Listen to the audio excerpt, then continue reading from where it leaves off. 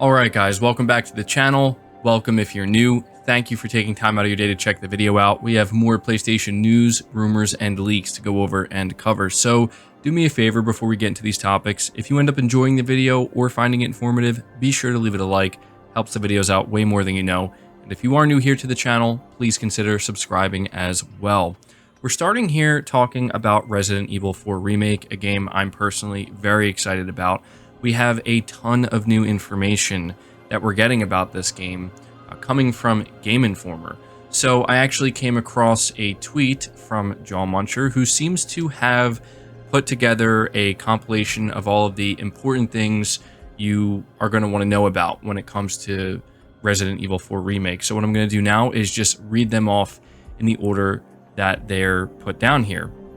So when it comes to Resident Evil 4 Remake, originally they didn't actually want to do the remake. They didn't want to start from scratch, but rather they wanted to dial things to 11. Replayability and flexibility on how you play were key pillars during development. There are no QuickTime events, so that's a pretty significant change. You can carry multiple knives. The game can also be beat with knives only. Laser sight is an upgrade, another big change. Yellow herbs are in the game. Ground executions can prevent Plagas from forming. R3 is used to command Ashley. She can follow closely or fall back, but will not remain in one place. There are no dumpsters for Ashley to hide in this time. Ashley does not have a health bar, but if she's damaged too much, she will need to be revived. She'll die if she's attacked again in this state. A new weapon called Bolt Thrower has been added, so this is basically a crossbow. A new enemy that wields a hammer and wears a bull mask has been added. More new enemies are also teased by Capcom. There are now side quests in the game. There are numerous things to do, such as fetch quests, puzzles, and more. Attaché cases can have perks now, such as increasing ammo drops. You can barricade during the house section, just like in RE2 Remake, and the game blends horror and action very well. Game Informer was incredibly impressed and wanted to play more after their time was up, saying that thus far, Capcom is nailing its goal here. So I wanted to go over this. I thought this was very well put together, just kind of letting you know all of the important details regarding Resident Evil 4 Remake. And I will say, as a huge fan of the original game, I've already been incredibly impressed by what I've seen, but all of these changes actually sound really, really good. So let me know if you're excited for Resident Evil 4 Remake and what you think about these changes. Moving to the next topic, we're talking about PlayStation Productions and how they seem to be teasing that the Twisted Metal TV show will actually air this year. This comes from PlayStation Universe. PlayStation Studios boss Asad Kizilbash has indicated that the Twisted Metal TV show will premiere at some point this year, although an official release date has yet to be announced by Sony. Kizilbash tweeted a brief video clip of an elevator at Sony headquarters, revealing artwork of The Last of Us on the wall and a logo for Gran Turismo on the elevator doors. PlayStation Productions this year in one elevator ride, he said, obviously referring to the upcoming TV shows based on the hit PlayStation franchise. You can't see me, but my head is on fire too, he added, following adding clown emojis and fire emojis. This is a nod to Twisted Metal's Sweet Tooth, seemingly hinting that the TV show based on the Car Combat franchise will also drop this year. So yeah, that's the thing about this. The Last of Us HBO is already out. Next up is the Gran Turismo movie, but this is clearly, the head of PlayStation Productions teasing that we're going to be seeing Twisted Metal this year as well. So definitely interested in seeing how they handle this and how it comes together. Moving to the next topic, though, we have some hands-on impressions of Gran Turismo 7's free PSVR2 update. This is one of the bigger titles that's launching for PSVR2 and will be there day one. This is coming from the PlayStation blog. It was written up by the project manager at Sony Interactive Entertainment.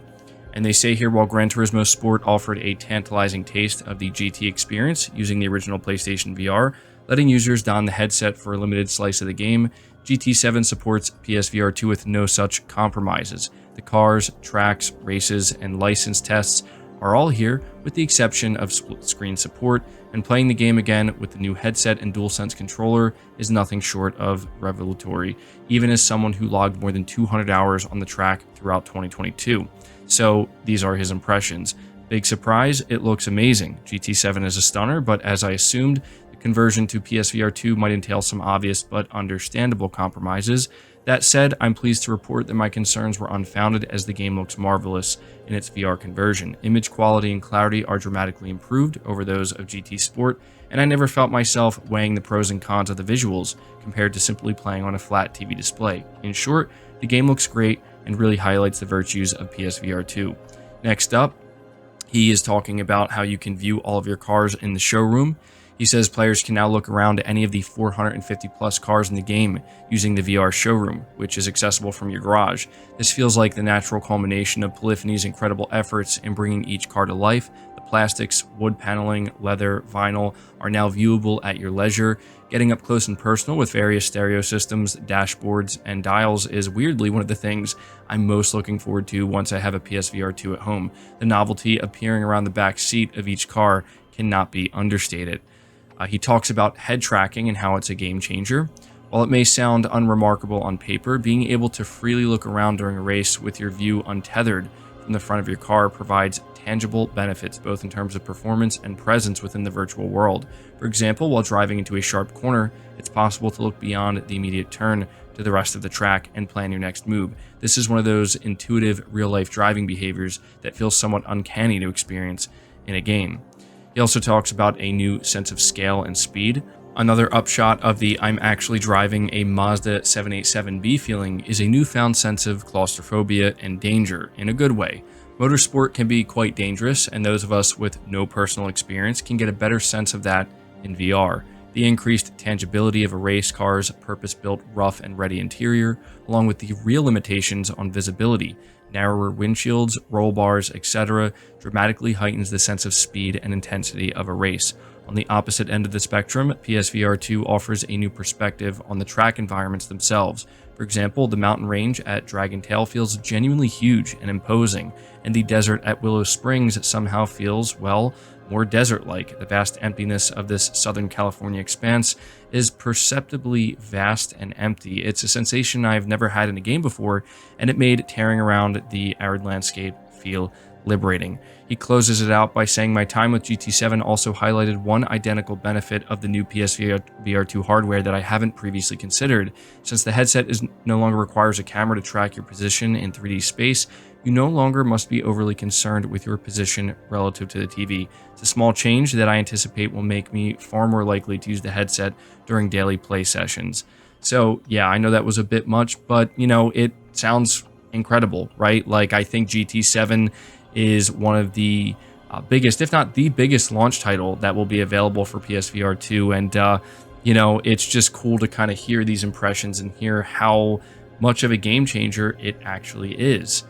Moving to the next topic, though, we're talking about the next big PlayStation 5 update. This is coming from the official PlayStation blog. PS5 beta introduces Discord voice chat, VRR support for 1440p, and more. So we're going to go over everything here. It says, as the PlayStation 5 console continues to evolve, we're excited to deliver new features to our community. Today, we're rolling out the next PS5 system software beta with a number of fan-requested features, including Discord voice chat and variable refresh rate support for 1440p resolution. We're also introducing a variety of UX, accessibility, and social feature enhancements that make playing with your friends or enjoying your gaming experiences on the PS5 console easier than ever. Invited beta participants from the US, Canada, Japan, UK, Germany, and France will receive an email with instructions on how to download the beta and get started. As with previous betas, some features may not make it into the final version or may see significant changes when the final system update releases globally in the coming months. So, starting with social features, join a Discord voice chat on your PS5 console. You can now join Discord voice chats on your PS5 console and easily chat with your friends on most other gaming platforms. To start, link your Discord and PlayStation Network accounts from your PS5 console, then use the Discord app on your mobile device or computer to get a Discord voice chat going on your PS5 console. Make sure your Discord app is updated to the latest version. You can also let your Discord friends see when you're online and what you're playing.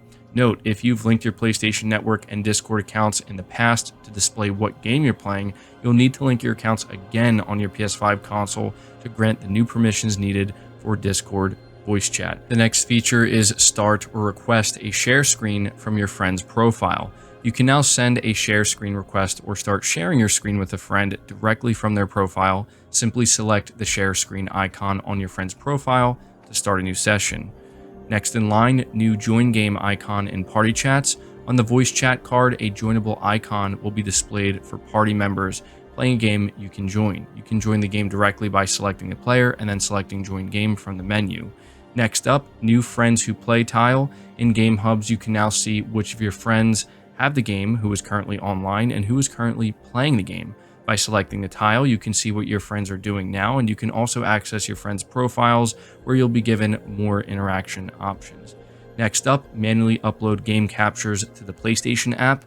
You can now manually select and upload individual screenshots or game clips to the PS app from your PS5 console, then easily share them on social media or with your friends. This feature complements the auto upload functionality that currently exists on the PlayStation app. New gameplay and personalization options. Variable refresh rate support for 1440p. You can now enjoy smoother visual performance when using a VRR compatible HDMI 2.1 display at 1440p resolution when playing a game that supports VRR. We've also made some updates to the parameters of the PS5 console's 1440p output test, enabling 1440p support for a wider range of HDMI displays. Game library enhancements. You can now also sort and filter games when adding games to a games list. You can use filters in your library to easily find PSVR games as well as PSVR2 titles when PSVR2 launches later this month. Game presets for multiplayer session preferences. You can set your preferences to manage who can join and who can invite other players to multiplayer sessions you've created for supported games. New accessibility and ease of use features.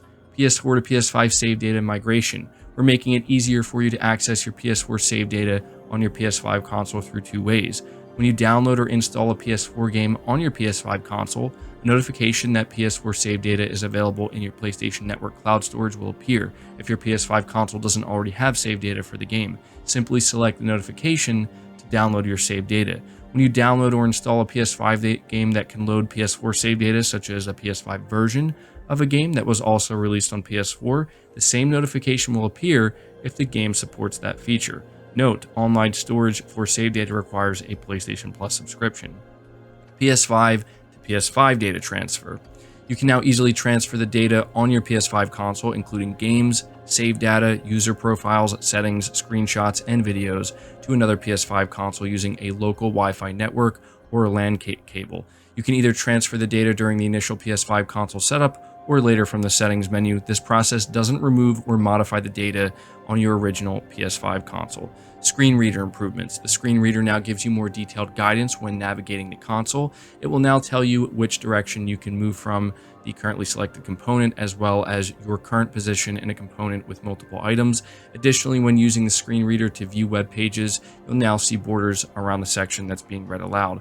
Wireless device update for DualSense wireless controller. You can now update the DualSense wireless controller device software with a wireless connection. If you've had trouble updating the device software wirelessly, connect your controller to the PS5 console using a USB cable to update it. You'll be able to update wirelessly for the next update. Game capture using voice command. This is currently in preview in the US and UK, limited release.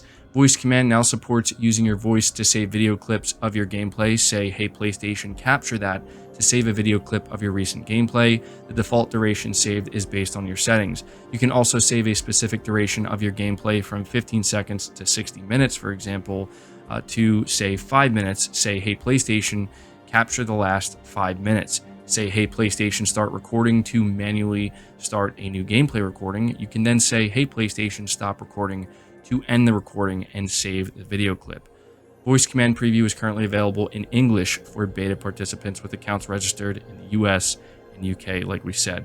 And they end it here by saying, we're thankful to all of our PS5 beta participants for helping us test these new features. Stay tuned for more updates in the coming months. So that was a lot. There's a lot here in this beta, and that's the important thing to keep in mind. They stressed at the beginning, it is a beta, so some of these features might not make it, or they might change dramatically. But if I had to guess, most of what we just went over, if not all of it, will end up in the next big update, which the last leak we heard claims that the update is scheduled for sometime in March, so sometime next month. But there you go, a very big update for the PS5. Moving on from that, we are talking about PlayStation's latest financial results for fiscal year 2022. This is the Q3 results. I'm going to refer to Genki Japan over on Twitter, who I think has done a very good job compiling important information you're going to want to know about very concisely. So he says here, PS5 units sold in this quarter, 7.1 million. That is a huge increase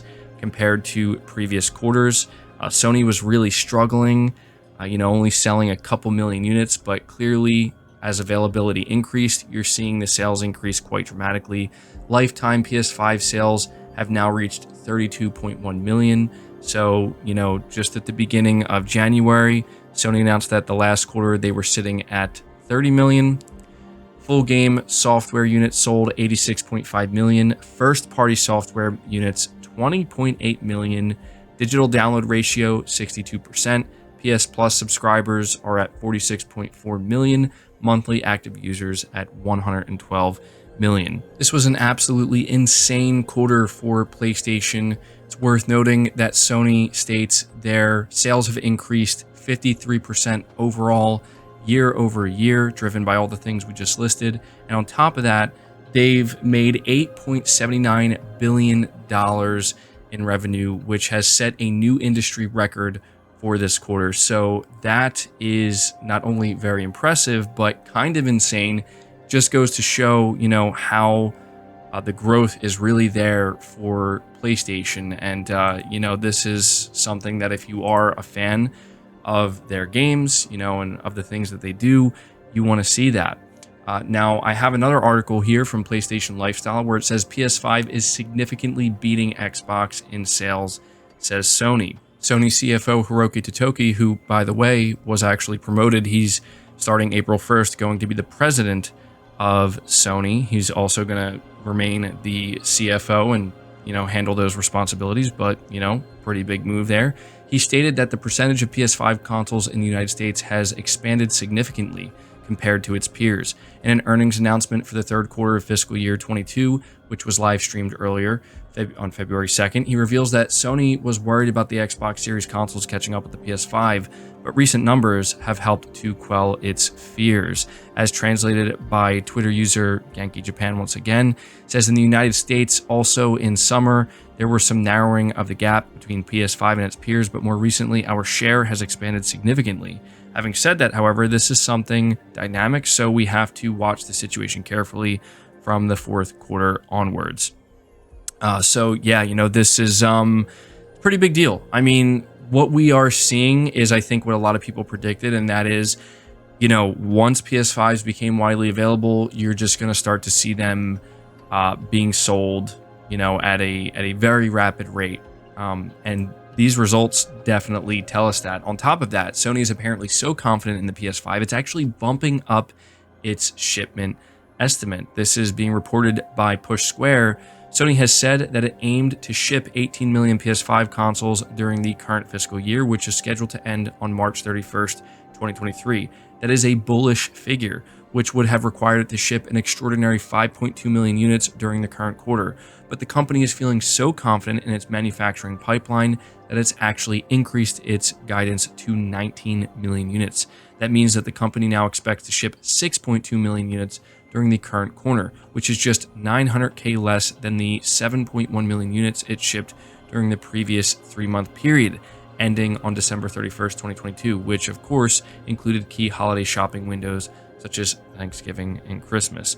In fact, assuming it achieves its target, it would beat any of the PS4's records for the same period by more than double. To put the numbers into context, the PS4 achieved a fourth quarter high in 2014 when it shipped 3 million units. Obviously, Sony is running a massive marketing campaign right now, celebrating the fact the format is, or the console is finally readily available. So yeah, this is some really, really good news for PS5, honestly. I mean, seeing the just insane confidence in Sony, and it's not unwarranted, right? Seeing the results, seeing what they're doing, seeing what they're achieving, I mean, it's crazy. I will say that We are eager to get new announcements from Sony. We're eager to learn more about what PlayStation Studios is working on, you know, getting a showcase. But you can kind of understand why Sony might not necessarily feel like they're in a rush to do that when, you know, releasing a game like God of War Ragnarok, for example, is doing this much work for them on top of, you know, the bigger third-party games that are coming out like Hogwarts Legacy, RE4 Remake, you know, upcoming games that we already know about, Final Fantasy 16, Spider-Man 2. I mean, this is honestly great to see, right? After 2 years of, I don't want to say the PS5 struggling, but, you know, all of gaming to a degree struggling. And even now, you know, now there are still a lot of companies, a lot of publishers. You can see the struggle is still real, but Sony has been doing things in such a way where, you know, they're on the up and up. And, you know, for anybody who invested in the PS5 or who is planning to do so, I think that this is ultimately a good thing. But this is where I'm going to end the video. We do have more stuff to go over regarding this report, but I'm going to save it for tomorrow's video because this one's getting very long. I hope you did enjoy it. I hope you did find it informative. If you did, again, leave it a like, subscribe to the channel if you're new, hit the bell notification icon, and feel free to share this video out on top of all that. But until next time, guys, take care.